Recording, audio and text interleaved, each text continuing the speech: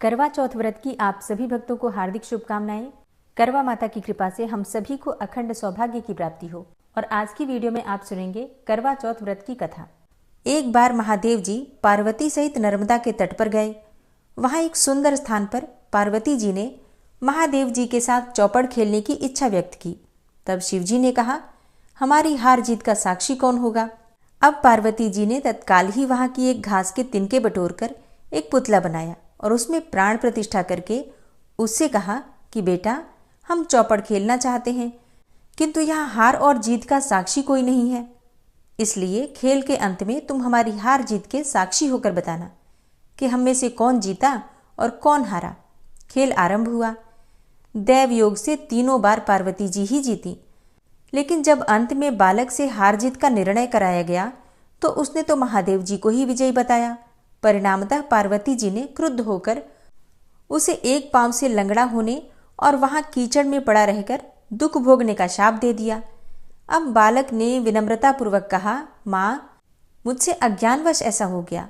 मैंने किसी कुटिलता या द्वेष के कारण ऐसा नहीं किया। मुझे क्षमा करें तथा शाप से मुक्ति का कोई उपाय भी बताइए। तब ममता रूपी माँ को उस पर दया आ गई और वे बोली, यहाँ नाग कन्याएं गणेश पूजन करने आएंगी। उनके उपदेश से तुम गणेश व्रत करके मुझे प्राप्त करोगे। इतना कहकर वे कैलाश पर्वत पर चली गईं। अब 1 वर्ष के बाद जब वहां पर सावन का महीना आया तो नाग कन्याएं गणेश जी के पूजन के लिए आईं और नाग कन्याओं ने गणेश व्रत करके उस बालक को भी व्रत की विधि बताई।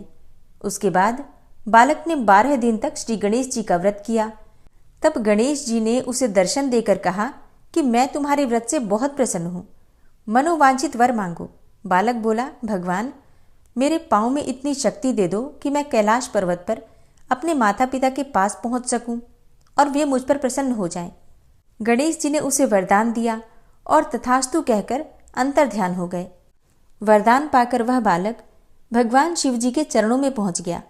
तब शिव जी ने उससे वहां तक पहुंचने के साधन के बारे में भी पूछा। तब बालक ने सारी कथा शिव जी को सुना दी और उधर उसी दिन से अप्रसन्न होकर माता पार्वती भगवान शिव जी से भी विमुख हो गई थी। तब भगवान शंकर ने भी बालक की ही तरह 21 दिन तक श्री गणेश जी का व्रत किया, जिसके प्रभाव से पार्वती के मन में स्वयं महादेव जी से मिलने की इच्छा जागृत हुई। वे शीघ्र ही कैलाश पर्वत पर आ पहुंची और वहां पहुंचकर पार्वती जी ने शिव जी से पूछा, हे भगवान, आपने ऐसा कौन सा उपाय किया जिसके फलस्वरूप मैं आपके पास भागी भागी आ गई।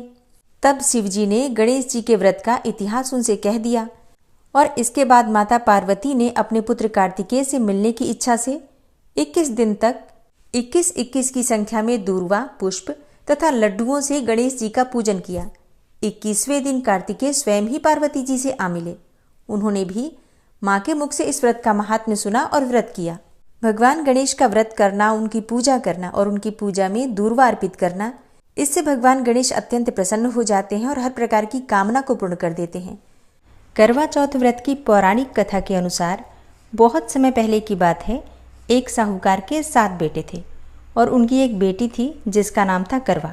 सभी 7 भाई अपनी बहन से बहुत प्यार करते थे, यहाँ तक कि वे पहले उसे खाना खिलाते थे और बाद में स्वयं खाते थे। एक बार उनकी बहन ससुराल से मायके आई हुई थी। शाम को भाई जब अपना व्यापार व्यवसाय बंद करके घर आए तो देखा कि उनकी बहन तो बहुत व्याकुल है। 7 भाई खाना खाने बैठे और अपनी बहन से भी खाने का आग्रह करने लगे, लेकिन बहन ने बताया कि आज तो उसका करवा चौथ का निर्जल व्रत है, इसलिए वो खाना सिर्फ चंद्रमा को देखकर उसे अर्घ्य देकर ही खा सकती है और चंद्रमा अभी तक निकला नहीं है, इसलिए वह भूख और प्यास से व्याकुल हो उठी है। अब 7 भाइयों में जो सबसे छोटा भाई था, उससे अपनी बहन की हालत बिल्कुल भी देखी नहीं गई और वो दूर पीपल के पेड़ पर एक दीपक जलाकर चलने की ओट में रखकर आ गया। दूर से देखने पर वो ऐसा लगता था जैसे कि चतुर्थी का चांद उदित हो रहा हो। उसके बाद भाई अपनी बहन को बोला कि देखो बहन, चांद तो निकल आया है, तुम उसे अर्घ्य देने के बाद भोजन कर सकती हो। बहन खुशी के मारे सीढ़ियों पर चढ़कर चांद को देखती है और उसे अर्घ्य देकर खाना खाने बैठ जाती है। वो पहला टुकड़ा मुंह में डालती है तो उसे छींक आ जाती है, दूसरा टुकड़ा मुंह में डालती है तो उसमें बाल निकल आता है और जैसे ही तीसरा टुकड़ा मुंह में डालने की कोशिश करती है तो उसके पति की मृत्यु का समाचार उसे मिलता है। अब वो बौखला जाती है। तब उसकी भाभी उसे सारी सच्चाई बताती है कि उसके साथ ऐसा क्यों हुआ। करवा चौथ का व्रत गलत तरीके से टूटने के कारण देवता उससे नाराज हो गए हैं और उन्होंने ही ऐसा किया है। तब सच्चाई जानने के बाद करवा निश्चय करती है कि वो अपने पति का अंतिम संस्कार नहीं होने देगी और अपने सतीत्व से उन्हें पुनर्जीवन दिला कर रहेगी। जब साहूकार की बेटी ससुराल जाने लगी तो उसकी माँ ने सोने का एक सिक्का उसके पल्ले में बांध दिया और बोली कि रास्ते में जो कोई भी मिले उसके पैर छूती जाइयो और जो सुहाग की आशीष दे उसे सोने का सिक्का दे दियो और फिर से पल्ले की गांठ बांध लियो। बेटी से ऐसा कहकर माँ ने उसे विदा कर दिया। अब तो रास्ते में जो कोई भी मिले साहूकार की बेटी सबके पैर छुए, लेकिन सबने यही आशीर्वाद दिया कि सीली हो, सबीरी हो, बहुत बहुत भैया की बहन हो, अपने भाइयों का सुख देख। उसमें से किसी ने भी सुहाग का आशीष तो दिया ही नहीं। ससुराल में पहुंचने पर छोटी नंद खड़ी थी। वो उसके पैरों में लगी तो वो कहने लगी कि सीली हो के सपूती हो, 7 पुत्रों की माँ हो, मेरे भैया का सुख देख। अब ये सुनकर उसने तभी 7 गांठ बांध ली और सोने का टका नंद को दे दिया। अंदर गई तो सास ने पीढ़ा नहीं बिछाया और बोली, ऊपर मरा पड़ा है, वहां जाकर बैठ जा। अब वो वहां गई तो उसने देखा कि उसका पति तो मरा पड़ा है। वो वहीं बैठ गई और उसे सेवन लगी। उसकी सास बची खुची रोटी दासी को देकर कहती कि बड़ी बहू को रोटी दिया। ऐसा होते होते मंगसिर की चौथ आई, मतलब मार्गशीर्ष मास की चौथ आई। चौथ माता बोली कि करवा ले भाइयों की प्यारी करवा ले, दिन में चांद उगानी करवा ले, घड़ी भूखी करवा ले। तब वो चौथ माता को देखकर बोली कि माता, तुम्ही ने उजाड़ी है, तुम ही सुधारोगी, मुझे सुहाग तो देना पड़ेगा।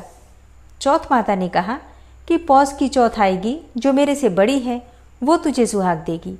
इसी तरह पौष की चौथ माता आकर चली गई, माघ की फागुन की चौथ आकर भी चली गई, चैत की बैसाख की, जेठ की आषाढ़ की, श्रावण की भादों की सारी चौथ यही जवाब देती गई कि अगली चौथ आएगी, उससे कहियो वो तुझे सुहाग देगी। इसके बाद आश्विन मास की चौथ आई। उस चौथ ने कहा कि तेरे पर तो कार्तिक मास की चौथ नाराज है, उसी ने तेरा सुहाग लिया है और वही तुझे सुहाग देगी। उसी का पैर पकड़कर बैठ जाइयो, फिर वही तुझे सुहाग देगी। ऐसा कहकर आश्विन चौथ माता तो चली गई। बाद में कार्तिक मास की चौथ माता आई और गुस्से से बोली कि भैया की प्यारी करवा ले, दिन में चांद उगानी करवा ले, घड़ी भूखली करवा ले, व्रत भंडनी करवा ले। तब साहूकार की बेटी पैर पकड़कर बैठ गई और रोने लगी। हाथ जोड़कर बोली, हे चौथ माता, मेरा सुहाग तेरे हाथ में है, तुम्हें देना पड़ेगा। तब चौथ माता बोली कि छोड़ पापिनी हत्यारिणी, मेरा पग क्यों पकड़कर बैठी है। तब वो बोली कि माता मेरे से बिगड़ी हो, अब तुम्हें ही मेरा सुहाग देना पड़ेगा। चौथ माता राजी हो गई और आँख में से काजल निकाला, नाखून में से मेहंदी निकाली और टीका में से रोली निकालकर चिटली उंगली का छींटा दिया। देते ही उसका पति उठकर बैठ गया और बोला कि बहुत सोया। तब वो बोली कि तुम क्या सोए, मुझे तो 12 महीने हो गए। तब चौथ माता ने सुहाग दिया है।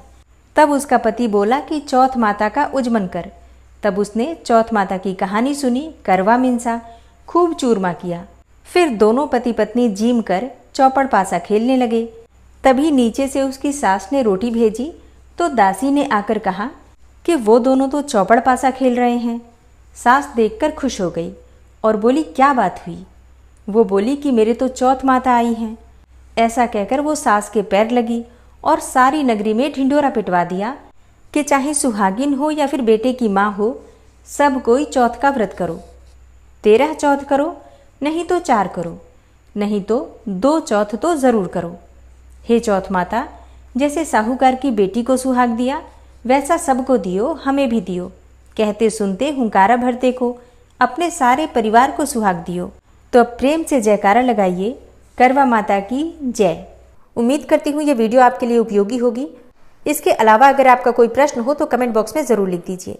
और हाँ, अगर आपको आज की वीडियो अच्छी लगी हो, थोड़ी सी भी आपके लिए हेल्पफुल हो, तो वीडियो को लाइक कीजिए, ज़्यादा से ज़्यादा शेयर कीजिए और चैनल पर पहली बार आए हैं तो सब्सक्राइब करके बेल आइकन को ज़रूर प्रेस कर लीजिए जिससे कि इस चैनल पर अपलोड होने वाली सभी वीडियोस की नोटिफिकेशन आपको सही समय पर प्राप्त हो। मिलती हूँ मैं आपसे अगली वीडियो में, तब तक के लिए नमस्कार।